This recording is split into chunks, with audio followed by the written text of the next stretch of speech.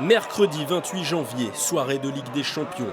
Pendant que les supporters parisiens célèbrent leur équipe, de l'autre côté du bar, les Marseillais assistent impuissants à l'effondrement de la leur.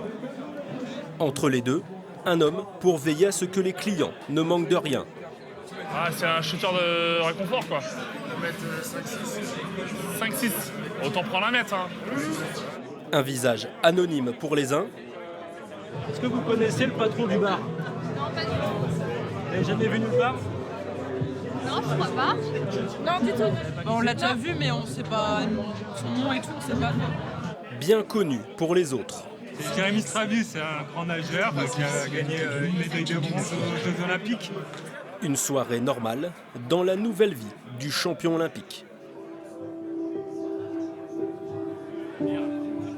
Je connaissais pas le monde de la nuit, à part être derrière le bar, mais maintenant je suis de l'autre côté. Et au final, ça crée une passion, et quand on est passionné, je pense que ça se ressent vis-à-vis des personnes. Et la relation, elle est différente. On crée des affinités, des amitiés aussi. Après, voilà, avec certaines personnes, des habitués. On les écoute aussi. S'il est tombé tardivement amoureux du monde de la nuit, celui de l'entrepreneuriat, en revanche, ne l'a jamais laissé indifférent, au point d'anticiper sa reconversion dès 2016, bien avant son retrait des bassins. C'était un projet de karting électrique à l'époque, et au final, ça s'est pas fait, alors ça a duré pendant au moins 2 ans. Et après, on est reparti sur un projet d'escape game, et avec tous les plans, l'architecte, on a payé, les business plans, bref. Le local trouvé et tout, et au moment de passer sur les rendez-vous bancaires, c'était mars 2020, donc on est rentré dans le Covid.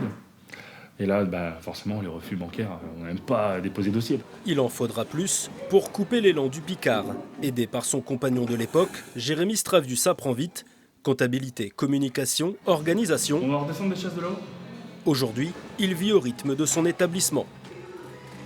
Mettre à jour les factures, et puis anticiper sur les commandes de la semaine, pour m'y retrouver moi, de ce qui va, forcément ce qui va être dépensé dans le mois. Par contre, la seule chose que je ne maîtrise pas, c'est ce qui va rentrer. Le jeune retraité s'est également mis au paddle. Découvert en stage il y a 15 ans, la discipline à la mode lui assure un équilibre dans son planning.